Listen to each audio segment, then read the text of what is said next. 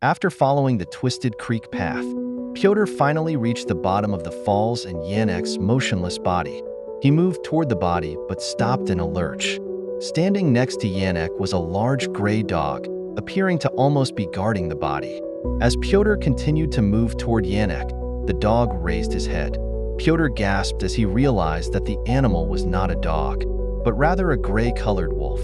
The animal seemed almost inquisitive as it looked at Pyotr.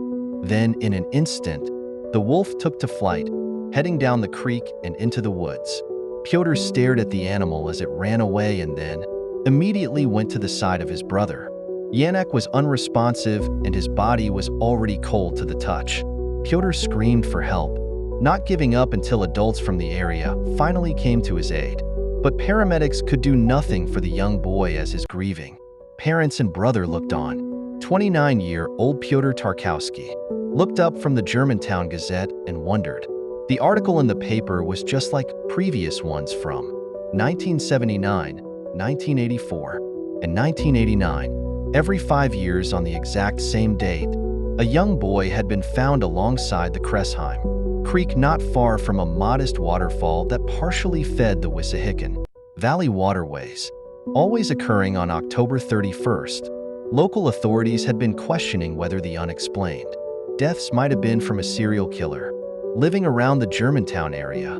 Authorities were cautioning people to stay away from the Wissahickon Valley area with Halloween once again coming. The police promised to patrol the area in hopes of stopping the deaths.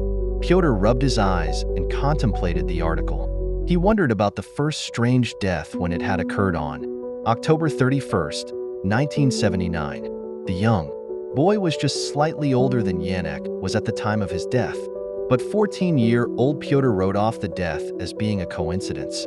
But then another came in, October 31st, 1984. The second death was similar to the first one, and then there was the death in October 1989. The pattern was too specific to ignore. But while the authorities searched in vain for a serial killer, Pyotr pondered the unthinkable.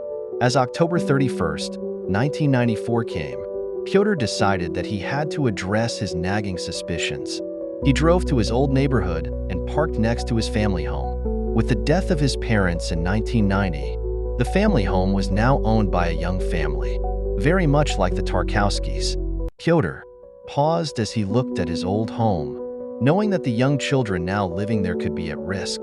Tears came down his cheeks as he thought about how much he had lost, his brother and his parents.